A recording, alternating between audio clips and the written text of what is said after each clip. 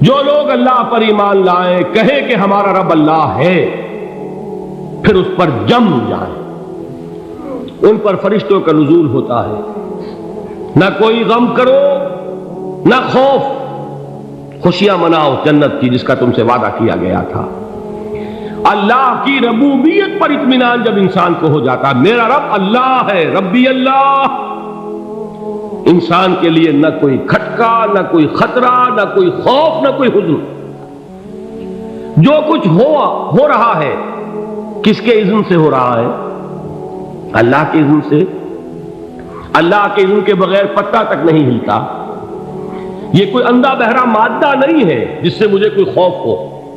اندھا بھینسا چلا آ رہا ہو اس سے تو ڈرنے کا ہر انسان کو ڈرنا چاہیے، نہ معلوم کس کو ٹکر مار دے۔ لیکن نہیں، اس کائنات کو چلانے والا ایک سمیع و بصیر خدا ہے، وہ جو میرا دوست ہے، میرا ولی ہے۔ اللہ ولی الذین آمنوا یخرجہم من الظلمات الی النور۔ اللہ اہل ایمان کا ولی ہے، ساتھی ہے، پشت پناہ ہے، مددگار ہے، حمایتی ہے۔ بتائیے جسے یقین ہو جائے کہ اللہ میرا مددگار، اللہ میرا محافظ، اللہ میرا پشت پناہ، اللہ میرا حمایتی، اس کے لیے کوئی خوف ہوگا؟ اس سے کوئی ڈر ہوگا؟ میں مثال دیا کرتا ہوں ایک بہت سادہ، پنجاب کے دیہات کی۔ تو بڑا چودھری ہے اور کوئی غریب کسان ہے۔ اس غریب کسان کے جانوروں کو ہر وقت اندیشہ ہوگا چوری کا، کوئی میری بھینس کھول کر نہ لے جائے، کوئی میرا بیل کھول کر نہ لے جائے۔ لیکن جس کے بارے میں یہ سب کو معلوم ہو کہ وہ جو بڑا چودھری ہے وہ اس کا دوست ہے، اس کی بچیا کو کوئی خوف ہوگا؟ اس کی بھینس پر کوئی ہاتھ ڈالے گا؟ اسے کوئی اندیشہ ہوگا؟ نہیں۔ کیوں؟ کہ وہ بڑا چودھری، بڑا اس کا یہاں کا سردار، جاگیردار، سب کو معلوم ہے وہ میرا دوست ہے، کوئی میرے خلاف اقدام نہیں کر سکتا۔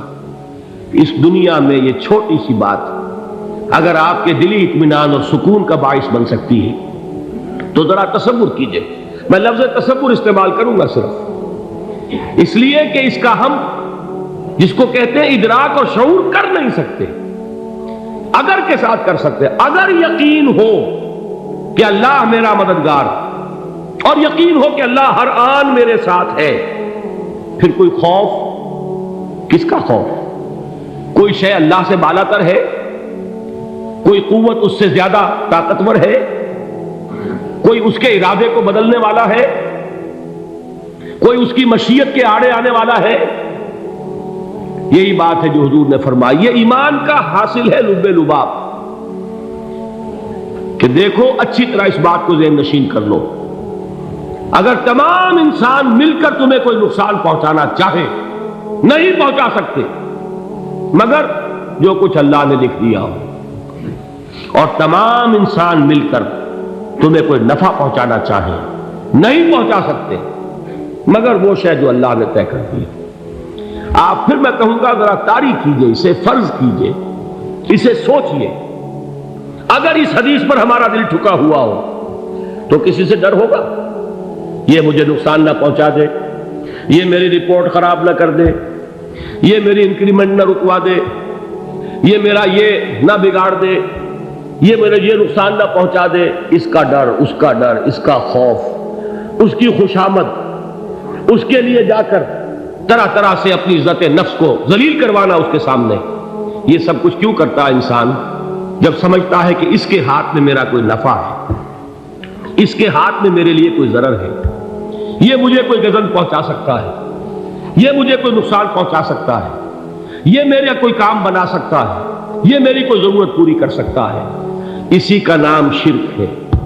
جہاں آپ نے یہ سمجھا کہ غیر اللہ کے اندر کوئی طاقت موجود ہے، وہی شرک ہے۔ بتوں سے تجھ کو امیدیں، خدا سے نو امیدی، مجھے بتا تو صحیح اور کافری کیا ہے؟ شرک تو یہ ہے۔ جس پر بھی تمہیں یہ خیال ہے، کلمہ ہے یہ کلمہ سوم، لا حول ولا قوت الا باللہ، ذرا اس پر دل کو کبھی اگر آپ تصور کریں، پھر فرض کریں، دل ٹھک جائے اس پر، کوئی طاقت نہیں۔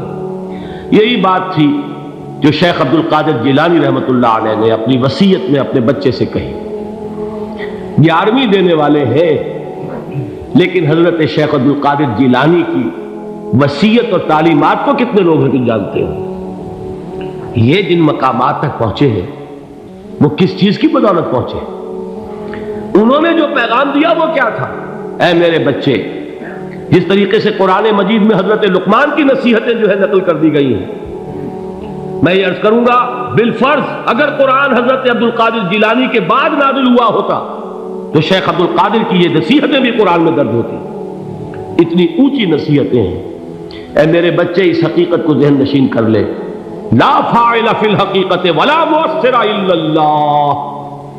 اس کائنات میں نہ کوئی فاعل حقیقی ہے نہ مؤثر حقیقی ہے سوائے اللہ.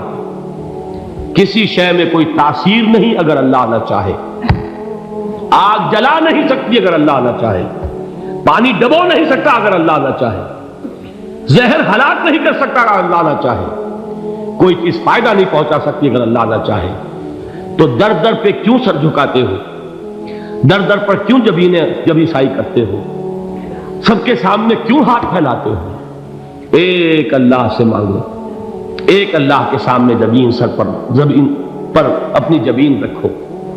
لا فاعل فی الحقیقت ولا مؤثر الا اللہ. نظر آتا ہے ہمیں کہ پانی پیاس بجھا دیتا ہے. پیاس بجھانے کی صلاحیت پانی میں نہیں ہے، اللہ کے اذن سے. کھانا بھوک مٹا دیتا ہے. بھوک مٹانے کی صلاحیت کھانے میں نہیں ہے، اذن رب میں. دیکھیے یہی یقین تھا. حضرت موسیٰ علیہ السلام کا واقعہ یاد کیجئے. سامنے سمندر آ گیا ہے.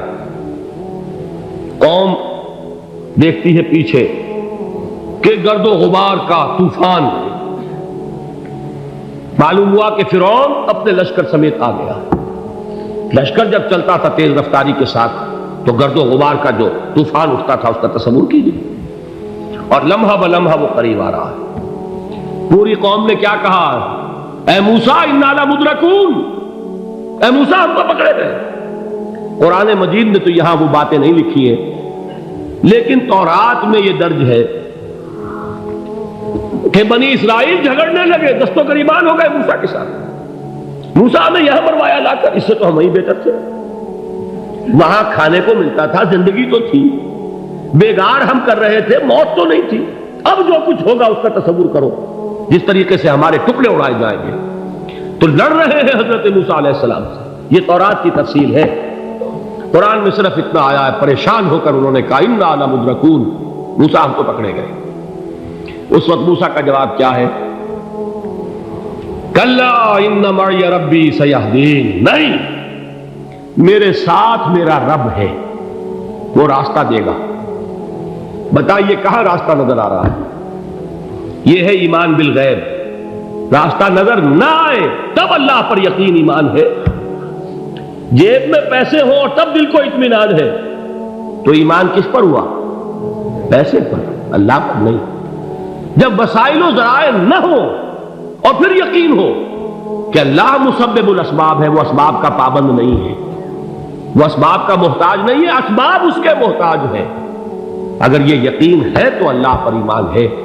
یہ نہیں ہے تو تمہارا ایمان اسباب پر ہے، وسائل پر ہے، ذرائع پر ہے، مادیات پر ہے، اللہ پر نہیں. اس وقت کہاں راستہ تھا؟ کوئی راستہ تھا؟ سمندر ہے اور ادھر سے لشکر آ گیا ہے. کلا ان معی ربی سیہدین. اب دیکھیے ایمان کہہ دینا آسان ہے، ہوا معکم اینما کنتم. جہاں کہیں بھی تم ہوتے ہو اللہ تمہارے ساتھ ہوتا ہے. لیکن اس کا یقین قائم ہو جائے تو زمین و آسمان کا فرق واقع ہو جائے. یہی بات ہوئی حضور کے ساتھ. غار ہے، چھپے ہوئے ہیں محمد رسول اللہ اور آپ کے وہ یار غار ابو بکر صدیق رضی اللہ تعالی عنہ. اقبال نے حضرت ابو بکر کی شان میں چند اشعار کہیں صرف، لیکن واقعہ یہ ہے کہ بھاری بھاری نظموں پر اور قصیدوں پر بھاری ہے. طویل ترین نظمیں اور قصیدے ہوں ان پر بھاری ہے. ہمتیں ابو بکر کی ہمت جو ہے کشت ملت را چو ابر، جیسے بارش سے کھیتی اپجتی ہے، ابو بکر کی ہمت اور عزیمت اس امت کو اسی طرح سینچنے والی ہے۔ ثانیے اسلام و غار و بدر و قبر، وہ دوسرے تھے اسلام میں، دوسرے پہلے کون تھے؟ انا اول المومنین، حضور فرماتے سب سے پہلا ایمان لانے والا میں، دوسرے ابو بکر۔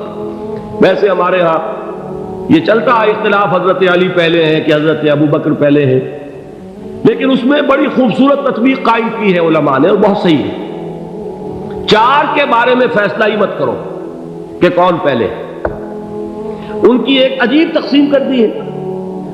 آزاد مردوں میں، بالغ مردوں میں سب سے پہلے ابو بکر، بچوں میں سب سے پہلے علی، خواتین میں سب سے پہلے خدیجہ، اور غلاموں میں سب سے پہلے زید بن حارثہ۔ بڑی پیاری تقسیم ہے، یہ چاروں ہی پہلے ہیں، ہر ایک کے لیے اولیت ہے۔ اور واقعہ یہ ہے کہ اگر زمانی اعتبار سے تعین ہوگا تو پہلے خدیجۃ الکبریٰ آئیں گی رضی اللہ تعالی عنہ، کسی اور سے بات کرنے کی نوبت بعد میں آ سکتی ہے، پہلے تو اہلیہ محترمہ سے بات ہوئی، آتے ہی پہلی وحی ہوئی ہے، ابھی تبلیغ کا حکم نہیں تھا۔ کس کو بتایا واقعہ؟ ابھی اپنی نبوت کی تبلیغ کا تو حکم ہی نہیں آیا، واقعہ کس کا ہے؟ وہ خدیجہ کا ہے۔ جب کہا ہے کہ خشیت علی نفسی، مجھے اپنی جان کا اندیشہ ہے، تو کیا جواب دیا خدیجہ نے رضی اللہ تعالی عنہا؟ وہ صدیقۃ الکبریٰ ہے، صدیقات جو ہے خواتین ان میں چوٹی پر خدیجۃ الکبریٰ ہے رضی اللہ تعالی عنہا، اور صدیق جو مرد ہیں ان میں صدیق اکبر ہے ابو بکر صدیق رضی اللہ تعالی عنہ، لیکن صدیقات میں چوٹی پر۔ جب حضور نے فرمایا خشیت علی نفسی، کیا فرمایا، کیا عرض کیا، کیسے تسلی دی؟ نہیں نہیں، اللہ آپ کو ضائع نہیں کرے گا، آپ غریبوں کے ہمدرد ہیں، آپ مساکین کے تکالیف رفع کرنے والے ہیں، آپ بیواؤں کی سرپرستی کرتے ہیں، آپ مسافروں کی خدمت کرتے ہیں، اللہ آپ کو ضائع نہیں کرے گا۔ یہ یقین ہے اس خاتون کے اندر۔ خیر وہ ایک علیحدہ بات ہو جائے گی۔ میرے دل پر حضرت خدیجہ رضی اللہ تعالیٰ عنہ کی شخصیت کا بڑا گہرا نقش ہے، جو وہ کوئی اور ہی وقت اور موقع ہوا تو بیان ہوگا۔ بہرحال اقبال نے ایک مصرے میں جو چار اولیتیں جمع کر دی ہیں، ہمت او کشت امت را چو ابر، ثانی اسلام و غار و بدر و قبر۔ اسلام میں حضور کے بعد پہلے کون؟ ابو بکر۔ غار میں حضور کے ساتھ کون؟ ابو بکر۔ بدر کی رات اللہ کا رسول سرب سجود، وہ جھاڑ، وہ گھاس پھوس کی جو جھوپڑی بنائی گئی تھی، اور وہاں تلوار ننگی لے کر پہرا دینے والا کون؟ ابو بکر۔ اور اس حجرہ عائشہ میں محمد کے بعد سب سے پہلے دفن ہونے والا کون؟ ابو بکر رضی اللہ تعالی عنہ صلی اللہ علیہ وسلم۔ وہ جو معاملہ میں سنا رہا تھا غار ثور کا، حضرت ابو بکر بھی حضور کے خیال سے لرز گئے ہیں۔ آپ کو یاد ہوگا کہ جا کر پہلے تمام جتنے سوراخ تھے انہیں بند کیا ہے، ایک سوراخ رہ گیا تھا جس کو بند کرنے کے لیے کوئی کپڑا نہیں تھا، وہاں اپنی ایڑی رکھی ہے، تب کہا ہے حضور سے تشریف لائیے، اور اپنے زانو پر حضور کو لٹایا ہے، اور وہاں کسی موذی جانور نے کاٹا ہے، حضور کی آنکھ لگ گئی تھی، اس وقت اس بل کے اندر جو بھی بچھو ہے کیا ہے واللہ عالم، اس نے کاٹا ہے، اس کی تکلیف کی وجہ سے ابو بکر کی آنکھوں سے آنسو ٹپک گئے، حضور کے چہرے مبارک پر پڑے ہیں، تو حضور جاگے ہیں، معاملہ کیا ہے؟ ایڑی نہیں ہٹائی وہاں سے، مبادا وہ جانور وہاں سے نکل کر محمد الرسول اللہ کو کوئی گزن پہنچا دے، ابو بکر کی ایڑی ہے، جس طرح چاہے کھا لے، ختم کر دے، جان نکل جائے تب کوئی آنچ آئے، محمد پر تو آئے، لیکن جیتے جی نہیں۔ وہ ہے ابو بکر۔ حضور کے خیال سے اس وقت حضور نے پھر اپنا لعاب دہن لگایا ہے، اور اس سے پھر آپ کی تکلیف ختم ہوئی۔ جیسے خیبر میں حضرت علی کی آنکھ دکھ رہی تھی، اس کو جو شفا حاصل ہوئی ہے وہ بھی حضور کے لعاب دہن سے ہوئی۔ تو بہرحال اس وقت انہوں نے کہا ہے کہ اے نبی یا رسول اللہ، اگر اس وقت ان میں سے کسی نے غیر ارادی طور پر بھی اپنے قدموں کی طرف جھانک لیا تو پکڑے جائیں گے۔ کیا جواب تھا اللہ کے رسول کا؟ لا تحزن ان اللہ معنا، اللہ ہمارے ساتھ ہے، کیوں گھبراتے ہو ابو بکر؟ یہ ہے ایمان باللہ، میرا مالک اللہ، میرا رازق اللہ، میرا محافظ اللہ، میرا مددگار اللہ، میرا پشت پناہ اللہ، میرا دوست اللہ۔ یہ دوستی ہے اللہ کی جو لب لباب ہے، حاصل ہے ایمان کا، اسی کا نام ولایت ہے۔ اولیاء اللہ کے سروں پر سینگ نہیں ہوتے، جس کے دل میں ایمان راسخ ہو چکا ہو وہی اللہ کا ولی ہے، جسے اللہ پر یقین ہو چکا ہے وہی اللہ کا ولی ہے، جسے یقین ہے اللہ میرے ساتھ ہے، میرا مددگار، میرا پشت پناہ، میرا ساتھی، میرا دوست، میرا محبوب، میرا محب۔ اللہ اہل ایمان سے محبت کرتا ہے۔ واللہ یحب الصادقین، ان اللہ یحب الذین یقاتلون فی سبیلہ صفا کانہم بنیان مرصوص۔ اللہ محبت کرنے والا، اہل ایمان محبوب، اور اہل ایمان محبت کرنے والے اللہ محبوب۔ والذین آمنوا اشد حبا للہ۔ آپ تصور کیجئے جسے یہ رشتہ ایمان یا رشتہ ولایت حاصل ہو جائے، الا ان اولیاء اللہ لا خوف علیہم ولا هم یحزنون، آگاہ ہو جاؤ، اللہ کے دوستوں کے لیے نہ کوئی خوف ہے نہ کوئی حزن ہے۔